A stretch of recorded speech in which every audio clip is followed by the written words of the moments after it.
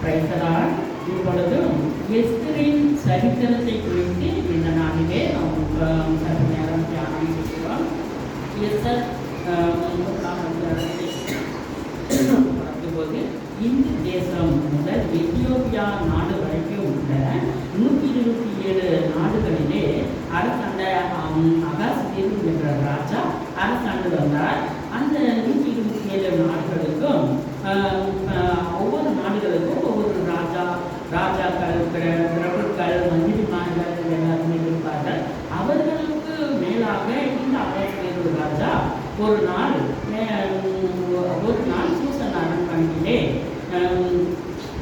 Susan அரண்மனையிலே ஒரு ஆலோசனை கூட்டம் நடத்தப்பட்டது. அந்த கூட்டத்திலே ராஜகுமாரியாகிய வஸ்தியிலே அகாஸ்வேரு ராஜா அந்த அரண்மனைக்கு வர சொல்லும் பொழுது ராஜகுமாரியாகிய வஸ்தி அந்த அரண்மனைக்கு வரமாட்டேன் என்று சொன்ன பொழுது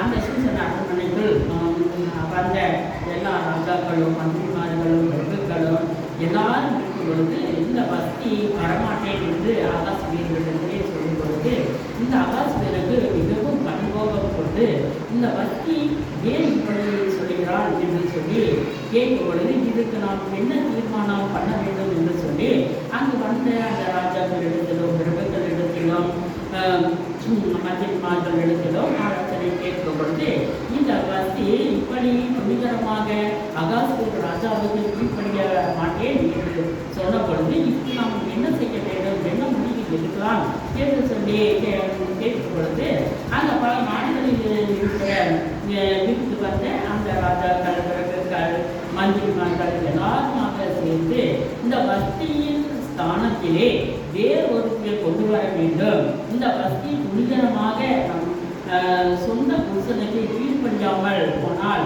அதனாலே அந்த வஸ்தி என்ன ராஜகுமாரியாகிய வஸ்தி மிகவும் அளவுள்ளவர். அப்போ அதுக்கு தகுந்த மாதிரி நாம் ராஜாவுக்கு வேறொரு பெண்ணை நாம் தேட வேண்டும் என்று சொல்லி அந்த அகாஸ்வேரு ராஜாவிடத்திலே சொன்ன பொழுது இந்த அகாஸ்வேரு ராஜாவே அதை சொன்னது சரியாய் பட்டது என்று சொல்லி இந்த அகாஸ்வேரு ராஜா சரி நீங்கள் எடுக்கிற அந்த தீர்மானத்திற்கு நல்லதுதான் என்று சொல்லி இந்த அகாஸ்வேரு ராஜா தீர்மானம் செய்கிறார். அதன்படியே இந்த அகாஸ்வேரு ராஜாவுக்கு இந்த வஸ்தியின் ஸ்தானத்திலே வேறொருவத்தையை கொண்டு வர வேண்டும். அந்த வஸ்தியை போல மிகவும் அழகுள்ளதாக இருக்க வேண்டும். அது அந்த வஸ்தி பார்ப்பதற்கு மிகவும் அழகுள்ளவர், நல்ல உயரமானவர், இந்த மாதிரியான நல்ல ஒரு பார்வைக்கு ஏற்றவர். இவனை போல நாம் அகாஸ்வேரு ராஜாவிற்கு ஒரு மனைவியை நாம் தேர்ந்தெடுக்க வேண்டும், ஒரு பட்டத்து ஸ்திரீயாக வர வேண்டும் என்று சொல்லி தேடுகிறார்கள். பல நாடுகளில் இருந்தும் கன்னி பெண்களை இந்த அகாஸ்வேருவுக்காக கொண்டு வருகிறார்கள். அந்த சூசன் அரண்மனையிலே கன்னிமானம் என்று சொல்லி அந்த கன்னிமானத்திலே அநேக நாடுகளில் இருந்து பெண்கள் வரவழைத்து அந்த நாட்டிலே எல்லா நாட்களிலும் இருந்து இந்த கன்னிமானத்திலே வந்தார்கள். அப்பொழுது இந்த எஸ்தர் ராஜாத்தியும் அதை பார்த்துக்கிட்டு எஸ்தர் ராஜாத்தியும் இது வர வேண்டும் என்று சொல்லி இந்த மொர்தெகாய் தீர்மானம் செய்து இந்த எஸ்தர் ராஜாத்தியை எப்படியாவது இந்த கன்னிமானத்துக்கு கொண்டு வர வேண்டும் என்று சொல்லி நிர்ணயித்தார். இந்த எஸ்தர் ராஜாத்திக்கு தாய் தகப்பன்மார் இல்லை, சிறிய தகப்பன். இப்பொழுது நாம் சித்தப்பா அப்படின்னு என்று சொல்கிறோம் அல்லவா, அவங்க அப்பாவுடைய தம்பி, சின்ன தகப்பன் என்று அவங்க சித்தப்பாவுக்கும் இந்த எஸ்தர் ராஜாத்தியும் இருவருமாக இருந்து வந்தார்கள். அப்பொழுது எஸ்தர் ராஜாத்தி இந்த கன்னிமானத்துக்கு வரவழைக்கப்பட்டார்கள். அப்பொழுது இந்த அகாஸ்வேரு ராஜாவினிடத்திலே எல்லாரும் தயார் பண்ணுகிறார்கள். இந்த கன்னி பெண்களை எல்லாம் யாருக்கு இந்த அகாஸ்வேரு ராஜாவுக்கு எந்த பெண் பிடிக்குமோ அந்த பெண்ணை பட்டத்து ராணியாக கொண்டு வரலாம் என்று சொல்லி அப்படி தீர்மானம் வைக்கிறார்கள். அதே போல இந்த எஸ்தர் ராஜாத்தையும் இந்த கன்னிமானத்துக்கு வரவழைக்கப்பட்டார். மொர்தெகாய் வெளியே நின்று என்ன சம்பவம் நடக்கிறது என்று சொல்லி வெளியே நின்று பார்த்து கொண்டிருக்கும் பொழுது இந்த எல்லா பெண்களையும் வரிசையாக நிறுத்தி வைத்தார்கள். இந்த ராஜா ஒவ்வொரு பெண்ணாக பார்க்கிறார்கள். அதுவும் பல பல நாட்கள் இந்த கன்னி பெண்களை எல்லாம் தயார்படுத்துகிறார்கள். அவங்களுக்கு இந்த காலத்தில் எல்லாம் நம்ம பியூட்டி பார்லர் போய் பெண்களை அழகுபடுத்துகிறார்கள். அப்பொழுது அந்த காலத்தில் எல்லாம் பியூட்டி பார்லர் கிடையாது.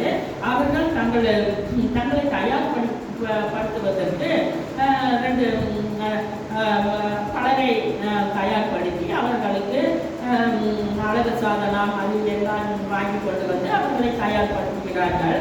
அப்படியே இந்த எஸ்தர் ராஜாவையும் தயார்படுத்துகிறார்கள். ராஜாவின் பார்வைக்கு எல்லா பெண்களையும் வரிசையாக நிறுத்தி வைத்தார்கள். அப்பொழுது இந்த எஸ்தர் ராஜாத்தையும் நிறுத்தி வைத்தார்கள். அந்த ராஜாவுக்கு எஸ்தர் ராஜாத்தி மிகவும் பிடித்தமான ஒரு பெண்ணாக இருந்ததனாலே இந்த எஸ்தர் ராஜாத்தியை அகாஸ்வேரு ராஜாவுக்கு மிகவும் பிடித்தது என்று சொல்லி நாம் இந்த பரிசுத்த வேதாகமத்திலே நாம் பார்க்கிறோம். இந்த எஸ்தர் ராஜாத்தி இந்த சித்தப்பா மொர்தெகாய் அந்த மொர்தெகாய் வெளியிலே நிற்கப்பட்டால் இந்த எஸ்தர் ராஜாத்திக்கு என்ன சம்பவம் நடக்க இருக்கிறதோ என்று சொல்லி எஸ்தர் ராஜாத்தியை அந்த சிறிய தகப்பன் மொர்தெகாய் பார்த்து கொண்டே இருந்தார். அப்பொழுது இந்த அகாஸ்வேரு ராஜாவுக்கு எஸ்தர் ராஜாத்தியை மிகவும் பிடித்து விட்டது. அதனால அந்த ராஜாவுடைய அரண்மனையிலே எஸ்தர் ராஜாத்திக்கு ஒரு இடம் கிடைத்தது. அகாஸ்வேருவின் இடத்திலே ஒரு இடம் கிடைத்தது என்று சொல்லி நாம் இந்த பரிசுத்த வேதாகமத்திலே நாம் பார்க்கிறோம். பிறகு அந்த எஸ்தர் ராஜாத்தியினுடைய சிறிய தகப்பன் மொர்தெகாய் வெளியே நின்று பார்த்து கொண்டே இருந்தார். அந்த மொர்தெகாய் அப்பொழுது அந்த ஆமான் அப்போ பிரதம மந்திரியாக ஆகாம் இருந்தார். அந்த ஆமான் இந்த மொர்தெகாய் அங்கே எஸ்தர் ராஜாவுக்கு என்ன நடக்குதோ என்று சொல்லி போகும் பொழுதும் உள்ளே போகும் பொழுதும் வரும் பொழுதும் இந்த மொர்தெகாய் ஆமானை பார்த்துவிட்டு ஆமானை வணங்கலாம் என்று இந்த மொர்தெகாய்க்கு தோணலை. இதனால நம்மை பார்த்து இந்த மொர்தெகாய் நம்மை வணங்கவில்லை, நமக்கு வணக்கம் சொல்லவில்லை என்று சொல்லி அந்த ஆமான் ஒரு பொறாமை கொண்டவராக இருந்தார். அந்த மொர்தெகாய் அதையெல்லாம் பொருட்படுத்தாது நம்முடைய மகளுக்கு என்ன சம்பவம் நடக்கிறது என்று சொல்லி இந்த மொர்தெகாய் பார்த்து கொண்டே இருந்தார். ஒரு நாள் ஆமான் என்ன செய்தார் என்றால் அந்த அகாஸ்வேரு ராஜாவிடத்திலே கோல் சொல்றாங்க. இந்த காலத்துல பொறாமைப்படுவாங்க, கோல் முட்டுவாங்க.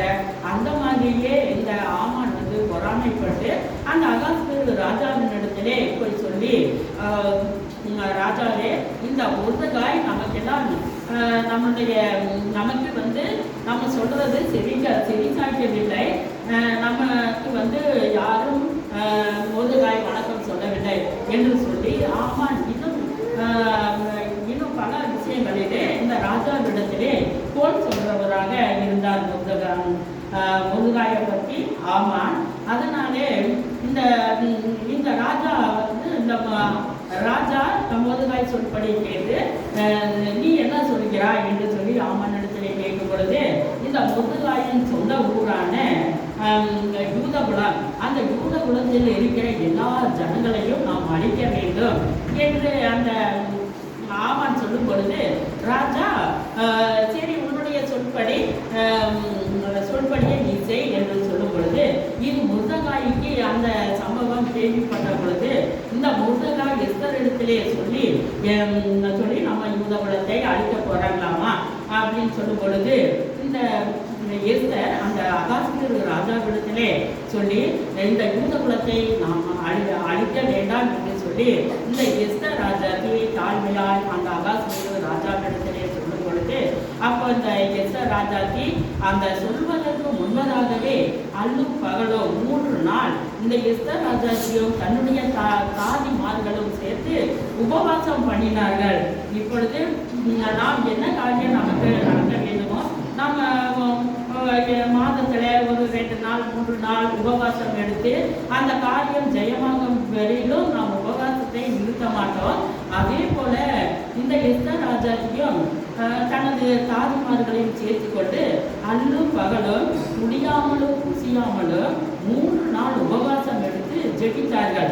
அப்படி ஜெபிக்கும் பொழுது கர்த்தர் இந்த ஜெபத்தை கேட்டு அகாஸ்வேருவின் இருதயத்தை கர்த்தர் மாற்றினார். இந்த எஸ்தர் ராணியும் சொல்லும் பொழுது அந்த அகாஸ்வேரு ராஜா கேட்கிறவராக இருந்தார். ஏனென்றால் கர்த்தர் அந்த அகாஸ்வேருடனே கர்த்தர் பேசினார் என்று சொல்லி நாம் பார்க்கிறோம் இந்த வேத வசனத்திலே. அப்படியாக எஸ்தர் ராஜாவுக்கு வேண்டுதலுக்கு அந்த அகாஸ்வேரு ராஜா செவித்தாய்த்தார். அவரே கேட்டாரும், எஸ்தர் ராஜாவுக்கு உனக்கு என்ன வேண்டும், உன் வேண்டுதல் என்ன, உன் விண்ணப்பம் என்ன, இந்த ராஜ்யத்திலே பாதி கேட்டாலும் நான் உனக்கு கொடுக்க தயாராக இருக்கிறேன் என்று சொல்லும் பொழுது அப்பொழுதுதான் எஸ்தர் ராஜாவுக்கு இந்த ஆமானை குறித்து சொல்கிறார். ஆமான் இப்படிப்பட்டவன் என்று சொல்லி ஆமானை குறித்து சொல்லும் பொழுது அப்போ அந்த ஆமான் சொன்னது எல்லாம் தள்ளிவிட்டு அதற்கு முன்பதாகவே ஆமான் இந்த முருங்கைக்காய்க்காக நம்ம தூக்கிலிட வேண்டும் இந்த முருங்கைக்காய என்று சொல்லி அந்த அகாஸ்வேரு ராஜாவிடத்திலே சொன்ன பொழுது அகாஸ்வேரு ராஜாவும் இந்த ஆமான் சொன்னபடி அந்த வார்த்தைக்கு செவிசாய்த்தார். அப்படியாக இந்த முருங்கைக்காய்க்கு 1000 தூக்கு மரம், அந்த தூக்கு மரம் 50 அடி உயரமாய் இருந்தது. அப்படிப்பட்ட அந்த தூக்கு மரத்திலே இந்த ஆமானை தூக்கிலிட வேண்டும் என்று சொல்லி அந்த முருங்கைக்காயை தூக்கிலிட வேண்டும் என்று சொல்லி ஆமான் 50 அடி நீளமுள்ள ஒரு தூக்கு மரத்தை நிர்ணயம் பண்ணினான். பிறகு இந்த எஸ்தர் ராஜாக்கு இப்படியாக அகாஸ்வேருவிடத்திலே அந்த அகாஸ்வேருவின் கண்களிலே தயவு இரக்கம் கிடைத்தது. கர்த்தருடைய கண்களிலே எஸ்தர் ராஜாவுக்கு கிருபை கிடைத்ததனாலே இந்த ஆமான் செஞ்சு வச்ச அந்த தூக்கு மரத்திலே முருங்கைக்காய்க்காக ஆமான் செய்யப்பட்ட அந்த தூக்கு மரத்திலே ஆமானே வீழ்ந்து போனான். இது ஆமானுடைய அந்த அரண்மனைக்கு எப்படி இருந்தாலும் பிரதம மந்திரியாக இந்த ஆமானுக்கு நல்ல ஒரு அரண்மனை, அழகான தோட்டம், அந்த தோட்டத்தில் அரண்மனை, இப்படியாக நல்ல ஒரு அரண்மனையை அந்த ஆமானுக்கு உண்டாக்கி கொடுத்தார். இப்பொழுது இந்த எஸ்தர் ராஜாவுக்கு சொன்னது ராஜாவிடத்திலே சொன்ன பொழுது நீ தயார் பண்ணி வைத்திருந்த அந்த முருங்கைக்காய்க்காக தயார் பண்ணி வைத்திருந்த அந்த தூக்கு மரத்திலே ஆமானையே வீழ்த்த வேண்டும் என்று சொல்லி ராஜா கட்டளை இட்டதனாலே அந்த தூக்கு மரத்திலே முருங்கைக்காய்க்கு ஆயுதம் பண்ணப்பட்ட அந்த தூக்கு மரத்தில் ஆமானே வீழ்ந்து போனான். அந்த ஆமானுடைய அரண்மனை எல்லாமே முருங்கைக்காய்க்கு வந்தது. அந்த ராஜாவின் கண்களிலே அந்த முருங்கைக்காய்க்கு கிருபை கிடைத்தது. தன்னுடைய முத்திரை மோதிரத்தை கழட்டி அந்த முருங்கைக்காய்க்கு போட்டு அந்த ஆமானுடைய அரண்மனையிலே முருங்கைக்காயே வாழ்ந்தார் என்று சொல்லி நாம் இந்த பரிசுத்த வேதாகமத்திலே பார்க்கிறோம். ஆமென். சோத்ரா பரிசுத்தமுள்ள அன்பின் நல்ல தகப்பனே, அறிஞான இந்த வேலைக்காக நன்றி செலுத்துகிறோம். இப்பொழுது இந்த தேசத்தில் இருக்கிற ஒவ்வொரு ஜனங்களையும் ஆசீர்வதிக்க வேண்டுமாய் ஜெபிக்கிறோம். வத்தியை போல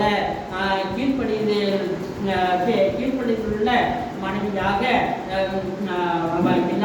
கீழ்ப்படிதல் இல்லாத மனைவியாக இல்லாதபடிக்கு எஸ்தரை போல ஒரு நல்ல ஒரு கீழ்ப்படிதலான ஒரு நல்ல ஒரு ராணியை, ஒரு மனைவியை கர்த்தர் ஆயத்தப்படுத்தி கொடுக்க வேண்டுமா ஜெபிக்கிறோம். இந்த தேசத்தில் உள்ள ஜனங்கள் எல்லாருமாக சொந்த புருஷன்மார்களுக்கு மனைவிக்கு கீழ்ப்படிய வேண்டும் என்று சொல்லி இந்த பரிசுத்த வேதாகமத்தின் மூலமாக நாங்கள் இப்பொழுது பார்த்தோம்.